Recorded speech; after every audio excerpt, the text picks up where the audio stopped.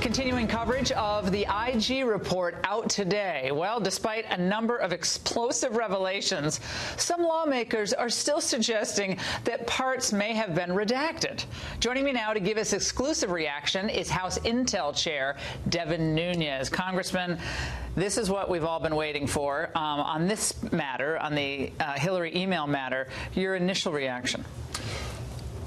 The first thing I can think of is there was information that we got today at 11 o'clock, 12 o'clock, that actually Chairman Gowdy had to call and tell me what it was. Text messages that we had been asking for since late last year. Now, these are text messages that clearly were pertinent to our investigation into FISA abuse and the Russia investigation, whether or not there was collusion. These are emails or text messages that somebody held from us. So every day that goes by, there is a new example of obstruction of a congressional investigation. So I want to read to you an exchange between Lisa Page and Peter Strzok, the star-crossed lovers. She basically said, she was, we're worried. Donald Trump's not going to get elected, right? And he answers, basically, don't worry, we'll stop it. No, we'll stop it. Right. What does that tell you? Well, what's worse, that's the lead bad investigator. Okay, he was the lead investigator on the Clinton email case.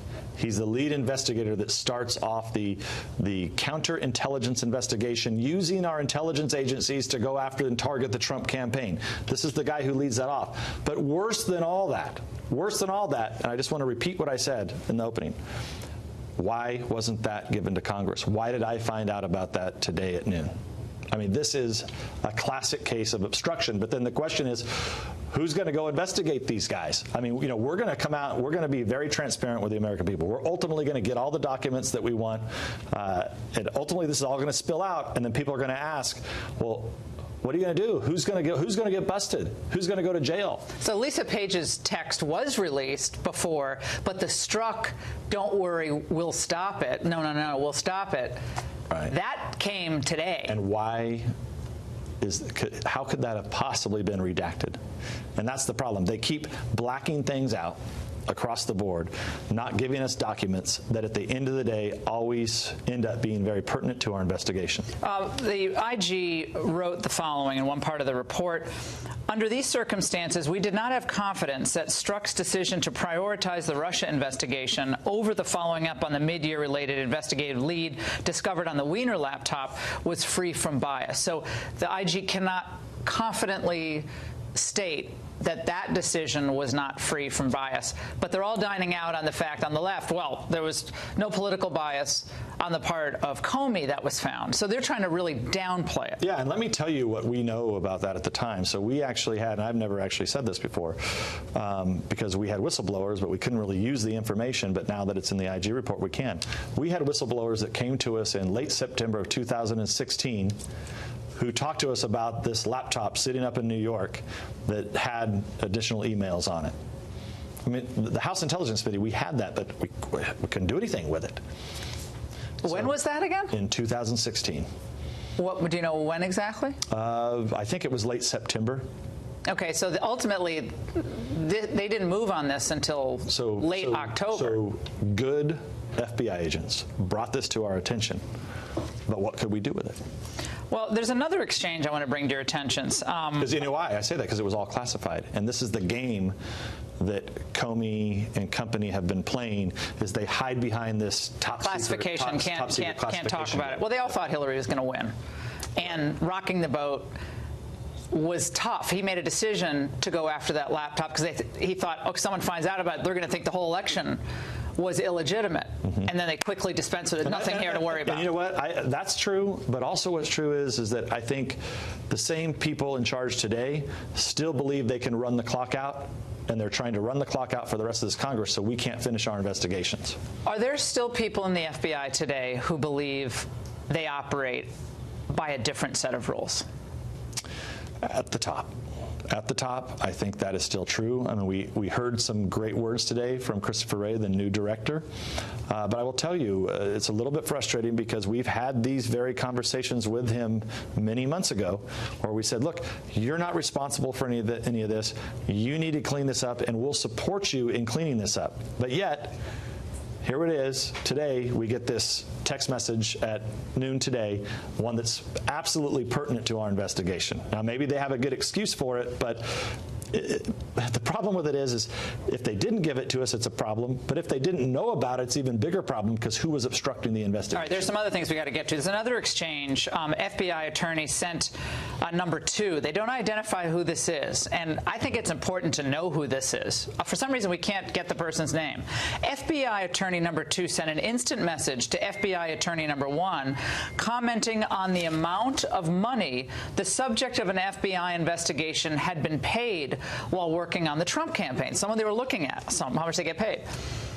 FBI attorney 1 says, is it making you rethink your commitment to the Trump administration? FBI attorney number 2 says, hell no, vive la résistance. Yeah, it's awful.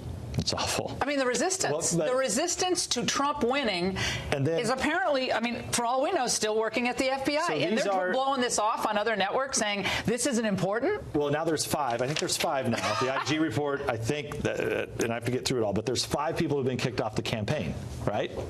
So if there's 5 people who have been kicked off the campaign, or I mean, off the Mueller team, how is it possible that if you look at the rest of the people that are there, I mean, they were all Clinton donors? So, I don't know how this is going to end up fairly. I don't know where this is Should going. we learn the names of these attorneys who are sending these messages? We're part of the resistance? I don't know why. Unless they're an undercover agent. An attorney. They're identified as attorneys. Then it should not be classified name, no. Unless they're working undercover, then it should not be classified. We also have. This is the type of stuff that always happens. This is, I mean, so now I know how you feel because I feel like it's happening to the whole country now. So yeah. There was another issue involving the employees, FBI employees, at every level of the organization. This is from the report. With no official reason to be in contact with the media, who were nevertheless in frequent contact with reporters. The large number of FBI employees who were in contact with journalists during this time period impacted our ability to identify the sources of leaks.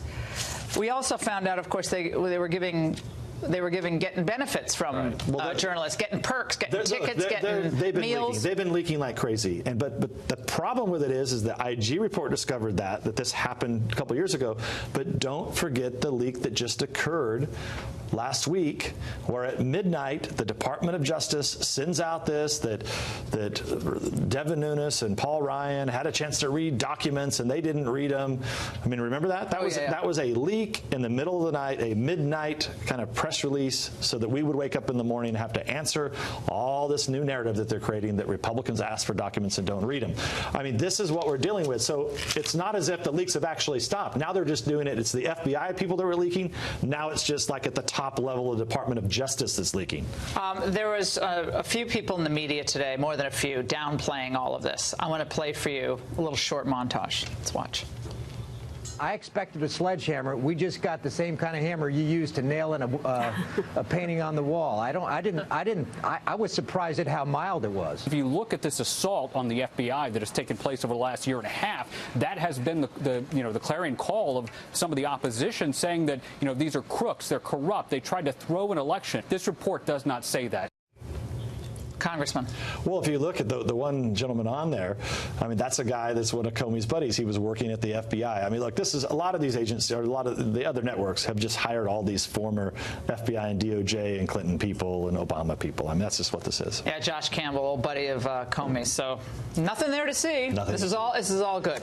Congressman, you still have a lot more to get to with the Russia investigation, and you'll still be going after these documents. We're almost there. We're almost there. But there's a reason why they've been hiding these documents for 2 months. And this report is probably confirms. Very similar to what you found in the IG report. Thank you so much. Appreciate you coming in tonight. Anytime. Thank you.